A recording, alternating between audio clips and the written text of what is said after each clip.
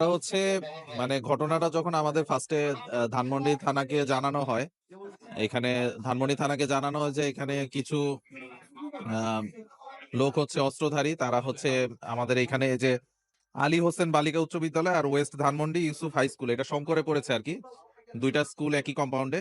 তো এখানে কিছু আহ, লোকজন আছে। তো এই ইনফরমেশনটা যখন আমাদের ধানমন্ডি থানায় যায়, তখন আমাদের ধানমন্ডি থানার একটা টিম আসে। এখানে আসার পরে তারা দেখতে পায় যে এটা আসলে হাজারীবাগ থানার এরিয়াতে পড়েছে। তখন এটা হাজারীবাগ থানাকে ইনফর্ম করা হয়। ইন দা মিন টাইম যেটা ঘটে আর কি, এখানকার লোক, এলাকাবাসী তারা হচ্ছে মসজিদের মুয়াজ্জিমদেরকে জানায়। ওনারা হচ্ছে মাইকে অ্যানাউন্স করে যে এলাকায় কিছু লোকজন এসেছে অস্ত্রধারী, সবাই যাতে সতর্ক থাকে।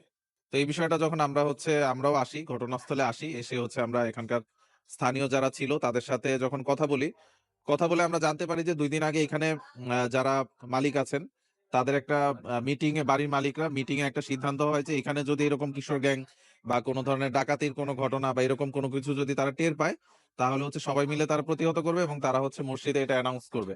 তো আজকে আসলে বিষয়টা যেটা হয়েছে, আমরা যেটা বুঝলাম, যারা হচ্ছে মসজিদে ইনফর্ম করেছে তারাও আসলে কেউ প্রত্যক্ষদর্শী না। তারা অন্য কারো কাছ থেকে তথ্য পেয়েছে যে এখানে অনেকে প্রবেশ করেছে, কিন্তু আমরা স্থানীয় লোকদের সাথে কথা বললাম, প্রত্যক্ষদর্শী একদম ঘটনাস্থলে যারা ছিলেন শুরু থেকে শেষ পর্যন্ত, এবং এখানকার যে ভিডিও ফুটেজ, সিসিটিভি ফুটেজ, এটা আমরা বিশ্লেষণ করেছি, এটা আমাদের কাছে আছে। আমরা খুব সতর্কভাবে এটা অ্যানালাইজ করে দেখেছি। এখানে কোনো একটা প্রোগ্রাম থেকে হয়তো 20 জনের মতো বা কিশোর বয়সী ছেলে তারা কোনো একটা প্রোগ্রামে অ্যাটেন্ড করে তারা এদিক দিয়ে যাচ্ছিল, শঙ্কর বাস স্ট্যান্ডের দিক থেকে তারা আসে।